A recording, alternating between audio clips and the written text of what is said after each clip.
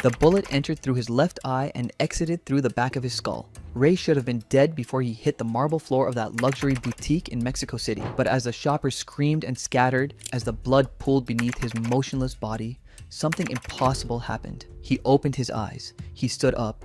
He pulled his own weapon and started firing back at the men who had just executed him. That is the moment you need to understand about the Mexican underworld in the 1990s. It was a place where men refused to die, where surgeons botched procedures on purpose, where Boeings loaded with tons of white powder landed and took off in less than 15 minutes, and where a young police officer at a dusty desert checkpoint had no idea that the man stepping out of that SUV would change everything. Before we descend into that world, hit that subscribe button right now. Trust me, you do not want to miss what comes next. The year was 1993. The place was Samalayuca, a speck of a town nestled in the Mexican desert with nothing but majestic dunes and the kind of heat that makes men hallucinate. Sergio was 20-something years old, a colossus standing 6.5 feet tall and pushing 240 pounds. He worked a routine checkpoint, the kind meant to catch undocumented migrants and small-time smugglers. He was nobody. He had no idea that within minutes he would become somebody else entirely. The SUVs rolled up slowly, kicking up dust. Sergio felt it before he saw it. This was not routine. Men got out wearing federal judicial police uniforms, crisp and official. But Sergio had been around long enough to know. The uniforms were real. The men wearing them were not police. They pointed their guns at him and his fellow officers. Then a man stepped forward and introduced himself. Amado Carrillo Fuentes. The name meant nothing to Sergio then. It would mean everything later. Amado looked at the young giant and delivered the simplest ultimatum of his life. You either work for us or you leave. Right now, permanently. Sergio said yes. What else could he say? What he could not have known was that he had just shaken hands with the most powerful drug lord Mexico had ever produced.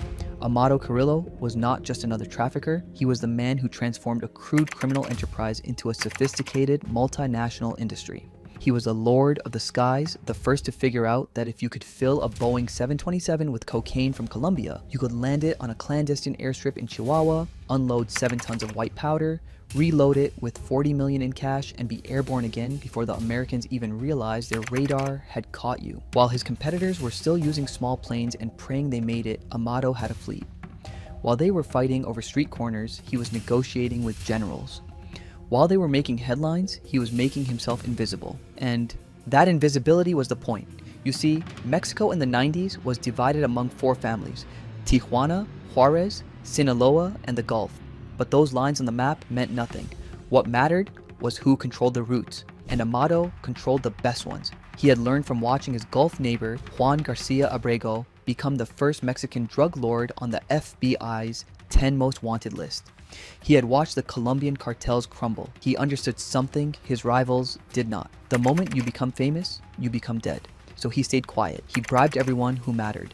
He had informants inside the police, inside the military, inside the very agencies tasked with hunting him. When the DEA planned an operation, Amado knew about it before the agents finished their coffee. When the Mexican army mobilized, Amado was already somewhere else. But there was one thing even Amado could not control: other narcos. The Arellano Felix brothers from Tijuana had declared war on their former partners from Sinaloa. They had put a $3 million bounty on the head of El Mayo, one of Amado's closest allies. They had tried to kill El Mayo's son, Vicente, shooting through a door in Culiacan. They had tried to kill El Mayo's brother, Ray, in that Mexico City boutique. The bullet that should have killed him left a permanent groove in his skull but somehow missed his brain. He stood up and shot back. That is the kind of men we are talking about. And then there was the Camino Real Hotel, June 1994, Guadalajara, a quinceañera for the daughter of a Sinaloa kingpin. 300 guests, politicians, narcos, police commanders. The Arellano Felix brothers got word that El Mayo would be there. They sent 2 sicarios in a car packed with explosives. The plan was to park it outside and detonate it remotely when the party was at its peak. 200 dead, minimum. El Mayo among them. But the sicarios were young. They were nervous, they hit the button too soon. The explosion obliterated them instantly. Pieces of their bodies scattered across several blocks. The car never made it to the hotel. El Mayo, inside dancing with his daughter, felt the building shake and kept dancing. He did not even know how close he had come. Amado watched all of this from the shadows. He watched the Tijuana brothers try to kill his partners. He watched them try to kill him too. At his favorite seafood restaurant in Mexico City, hitmen opened fire while he was eating oysters. He escaped because his bodyguard reacted faster than theirs, but he knew his turn was coming. The Americans were getting better. The pressure was mounting. Juan Garcia had just been arrested and shipped to the United States. The Gulf Cartel was in chaos. Amado was now the undisputed king, but the throne was made of glass. So he made a plan. He would disappear. He sent operatives to South America, Argentina, Brazil, Chile. They scouted investments, evaluated banking systems, found properties. Chile was perfect.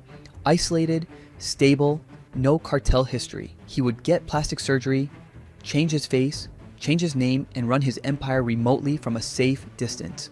His family started relocating under false identities. He had a plane loaded with cash sent ahead. July 4th, 1997. Mexico City, a private clinic.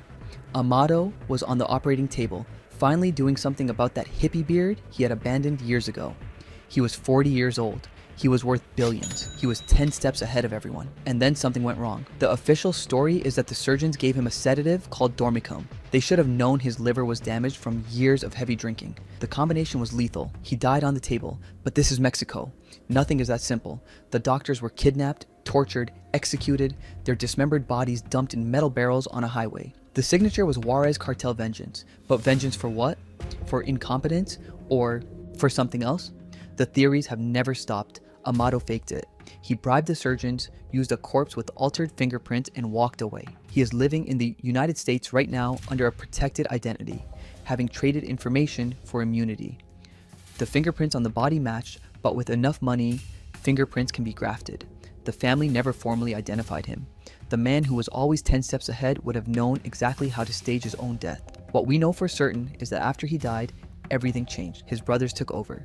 Vicente, nicknamed El Viceroy, and Rodolfo, but they were not Amado. They did not have his vision, his connections, his ability to hold the coalition together. The Sinaloa men who had been his partners began to drift. El Mayo, El Chapo, still in prison but running things through his brother, and El Barbas, Arturo Beltran Leiva, the man who would eventually recruit Sergio El Grande. Sergio, that young cop at the OI checkpoint, had worked for Amado for years. He helped receive planes, refuel them, escort loads across the city. When a new police chief started investigating Amado's people, Sergio quit. He took his experience, his contacts, his reputation, and went to work for El Barbas. In a few years, he would be delivering briefcases stuffed with millions to finance presidential campaigns. The boy from the desert checkpoint had become El Grande. And the Arellano Felix brothers? Within 2 months of Amado's death, Ramon was on the FBI's 10 most wanted list. $2 million for his head. The Americans were coming. The Sinaloa men were coming. The time of the Tijuana cartel was running out. But that is a story for another day. Here's the question I want you to answer in the comments. If Amado Carrillo really did fake his death in 1997, where is he living right now? Option A, chill, living on a vineyard, watching his empire from afar. Option B, the United States, working with the DEA under a new identity. Option C, he is dead. The body in that clinic was really him. Subscribe now. The next chapter is going to be even bloodier.